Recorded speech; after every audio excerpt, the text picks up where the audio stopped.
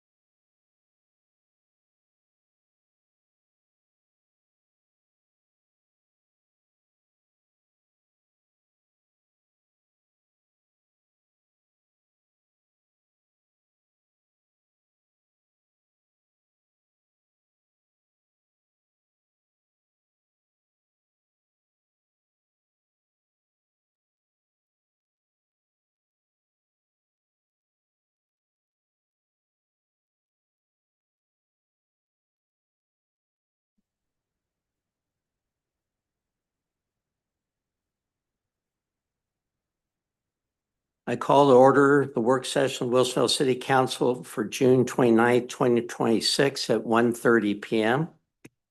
Is there any councilor concerns? Okay, turning now to our work session. We're going to deal with urban renewal economic feasibility study update at Lorenzen.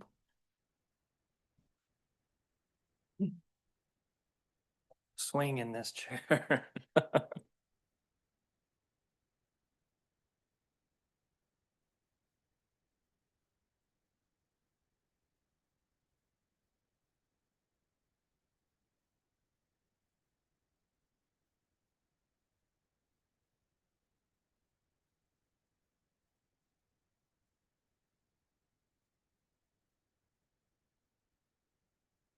Okay, good afternoon, Mayor and Council. My name is Matt Lorenzen. I'm the city's Economic Development Manager. Nice to see you this afternoon. Today's conversation is pretty straightforward. We're asking for direction on two potential modifications to the proposed Town Center Urban Renewal Project list. Specifically, we're asking whether council wishes to remove the I-5 bike ped bridge as an eligible urban renewal project and whether the council wishes to explicitly add a food cart pod incentive program to the project list. These changes are really about continuing the work you've been doing to right-size the proposed urban renewal plan and ensure that it reflects community priorities. I'll start with the bike ped bridge. So you can see on this map that it's sort of a critical connection in the city and in the region. I want to emphasize today that if you choose to remove the bridge from the project list, it doesn't mean the city is abandoning the project. The bridge remains an important long-term transportation project. It's identified in the town center plan, the transportation system plan, the bicycle and pedestrian master plan, and the Metro's regional transportation plan. Excuse me. So we will continue pursuing external funding as we have done previously. We've applied for the federal build grant twice, and we'll continue looking for other opportunities as development in town center progresses. We'll also continue reserving transportation SDCs as a future local match for external grant funding. So the project wouldn't go away. The only question before council today is whether urban renewal should remain one of the potential funding sources. We've heard from some members of the community who question whether the bridge is closely connected enough to one of the core purposes of urban renewal, which is stimulating redevelopment that generates new assessed value. Each of you may agree or disagree with that concern, but removing the bridge is one way to further narrow the scope of the proposed urban renewal plan and reduce the overall financial commitment. Regardless of urban renewal financial commitment, construction of the project will still depend on the city's ability to secure external funding. Removing the project reduces the proposed urban renewal commitment by about $8.4 million stated in 2027 dollars. The second proposed change would add rather than remove a project. Over the last several years, one of the most consistent pieces of feedback we've heard from the community is a desire for a food cart pod in town center. The draft urban renewal project list already contains economic development incentive funding that could be used for a project like that. What we're proposing tonight is simply making that commitment explicit by naming a food cart pod incentive program directly in the project list. It's important to point out that this is not a grant for operating expenses or private business subsidies. This would be a so-called sticks and bricks incentive, and that's what urban renewal law requires for anything like this. So for example, could help pay for required infrastructure, utility work, or SDCs that would otherwise be the responsibility of a developer. And these are the types of things that we see precluding or at least complicating this type of a project. If council ultimately decides to use such a program in the future, it would be through a separate development agreement with clear expectations and accountability. Adding this project sends a clear message that attracting a food cart pod is something the council wants to prioritize if voters ultimately approve urban renewal in town center. We've shown a placeholder amount of $1 million for that project. That isn't a binding commitment. It simply reserves capacity within the overall urban renewal budget, and any future expenditure would absolutely come back to council for approval and consideration. So what do these two changes mean financially? Removing the bridge reduces the proposed commitment by approximately $8.4 million. Adding the food cart program adds $1 million, so the net effect is a reduction of about $7.4 million. As a result, the proposed maximum indebtedness, stated again in 2027 dollars, decreases from what you had seen previously at $92.3 million and brings it to $84.9 million. The total of year of expenditure maximum indebtedness will also decrease from what was previously presented to you, although that number will need to be updated as we revise the financial model. So it's not a simple straight line calculation to just inflate the 84.9. It really is a little bit more complex as we look at how funds will be expended in what year and how that pencils out. But we know for certain that when you see that number, it will be lower than the 164. So once again, we're moving toward a smaller and more focused urban renewal proposal. Today, I'm also sharing what a revised boundary would look like if council does direct staff to remove the bridge project. If council refers town center urban renewal to the ballot later this summer, the proposed ordinance, urban renewal plan, and the accompanying report would use this revised boundary. So you can see here, which is the area that would be needed not only for the landing, but temporary and permanent easements during construction and after construction, and the revised boundary with it just following the frontage on I-5. Following today's discussion, staff will take whatever direction council provides and immediately begin incorporating these changes into the draft urban renewal plan and report. Those documents, along with the proposed ordinance and draft ballot title language, will return to council on August 3rd for review and consideration, and I believe the city attorney will be bringing you draft ballot language to see in the month of July. Ultimately, if council chooses to continue moving forward toward a November vote, those documents would become the basis for the ballot measure and the public disclosures required under the city charter as amended by Measure 3-632. With that, I'd be happy to answer questions and receive your direction.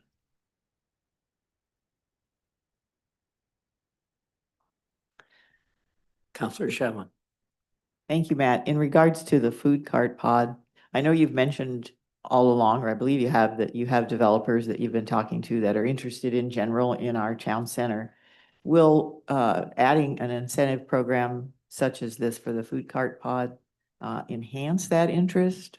How do you see that impacting developers that would like to be involved in our project? I think the short answer is yes. It does enhance that interest. I think what it does is sort of remove one of the barriers, whether that be fees or whether that be the installation of roads. Either way, it's providing one thing out of the way that otherwise might complicate the completion of a project like this. Let's say that it penciled out without the program. This is the type of thing that sort of does create additional interest, a true incentive. Counselor Cunningham. Yeah, to piggyback on that question, I remember last year, council was surveyed on what we would prioritize around the town center plan, and one of those things was asking if we would prioritize directing staff to work on a food cart policy. I believe at the time it was described that not having that policy in place can have a dampening effect on somebody wanting to come in and do that development. So with this, I think that it is important that we would also then increase the priority and take another look back at directing staff to institute or to create that food cart policy for council review, to put that in place in order to, as you were kind of saying, is to remove that next barrier, Right. To give somebody who would be interested in that some assurances, an idea, some blueprint of what they can and can't do so that they can feel more comfortable coming and doing that. So I think, possibly, it's great to have this incentive in place and to have some of that funding there. I think that gets us part of the way there. But I think if we really want to get to the finish line on this and show the community that we're serious about instituting this amenity that they're excited about, I think council should consider that we also really prioritize that policy as well. I don't know what your thoughts are on how do you feel about that policy and what effect that could have on this kind of development?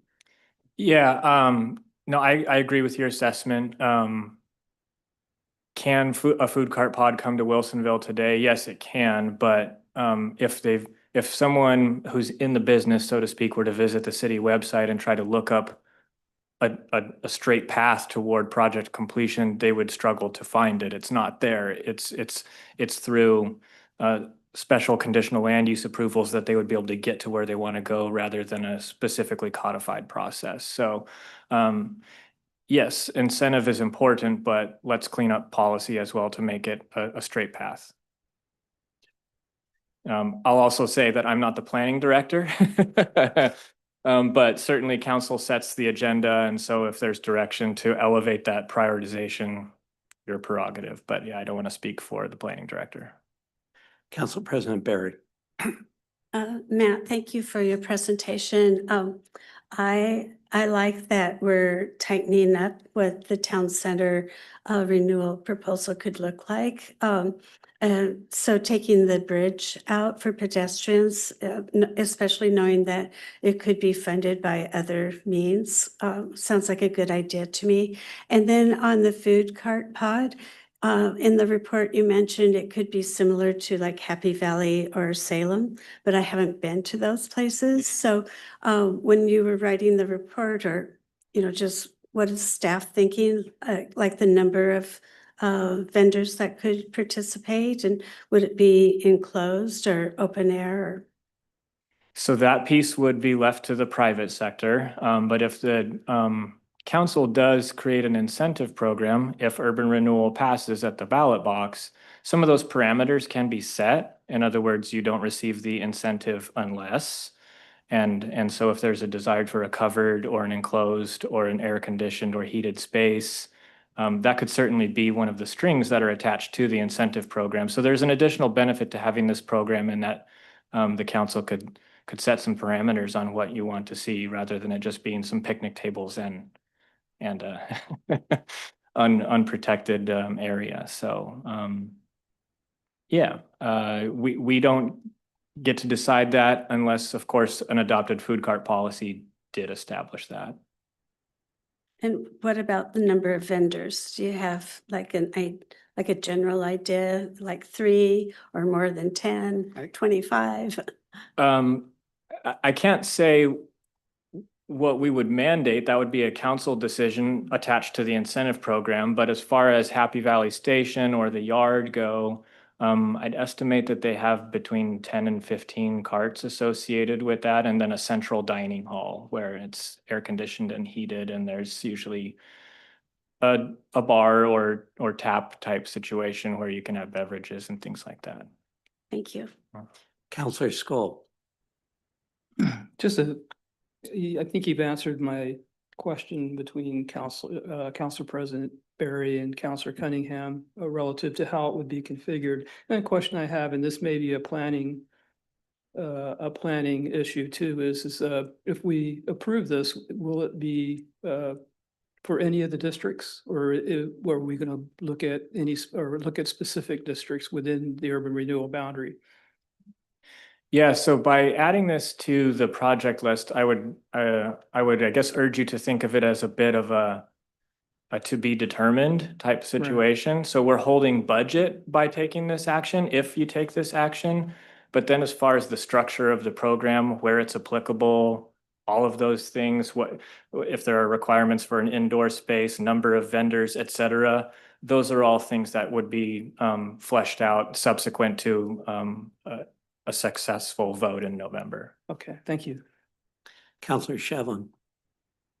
Thank you. So hooking on a couple of comments here from the dais, and recognizing that our planning director is not here. So this is really just my personal request, but it has to do with location and timing and all that. It would be, in my opinion, ideal if the food cart pod could be one of the first installations in the project. But understanding that there's a lot that is going to be built up around it and adjacent, et cetera. But I would love if we could again, demonstrate to our community that, yes, we've heard them and we're very interested in getting the pod installed. And then it would have to be designed, and this is where I lack the knowledge, but so that it isn't closed off during certain construction. So it'd have to be located somewhere where it could have access sooner than other parts of town center, and then continual access. And that's probably a big ask. So it's just sort of my pie in the sky dream piece, but I just wanted to put that out there because I just feel strongly about demonstrating that for myself personally, I'm in support of the food cart pod. Jumping over incentive program in regards to your questions, jumping over to the bridge, I also support taking the bike ped bridge out of the urban renewal plan and reducing it, reducing the overall maximum expenditure, and then finding funding sometime in the future. I really liked what you said in the packet about, we're not ready for that yet. We haven't demonstrated the need for a lot of foot and bicycle traffic.